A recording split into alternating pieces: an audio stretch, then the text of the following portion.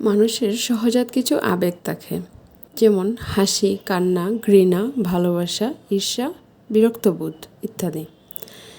তেমনি একটি সহজাত আবেগ হচ্ছে রাগ। বেশিরভাগ ক্ষেত্রেই রাগ নেতিবাচক ফল বয়ে আনে। অনিয়ন্ত্রিত বা মাত্রাতিরিক্ত রাগ শারীরিক, মানসিক, পারিবারিক বা পারস্পরিক সম্পর্কে ক্ষতিকর প্রভাব ফেলে। কর্মক্ষেত্রেও নেতিবাচক প্রভাব ফেলে। রাগ থেকে হঠাৎ উত্তেজিত হয়ে গেলে হৃদরোগ, উচ্চ রক্তচাপ, হার্ট অ্যাটাক বা স্ট্রোকের মতো মারাত্মক মৃত্যুঝুঁকি তৈরি হতে পারে।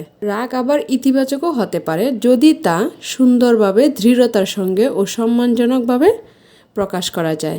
কখনো কখনো রাগ একজন মানুষকে তার লক্ষ্য অর্জনে বা পরিস্থিতি নিয়ন্ত্রণে প্রভাবিত করে। রাগ কেন হয়?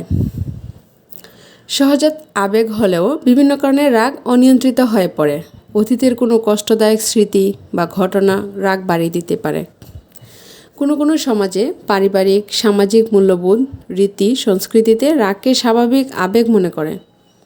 জিনগত কারণে কেউ কেউ একটু চাপে পড়লে মাত্রাতিরিক্ত রাগ, প্রতিহিংসা প্রকাশ করে।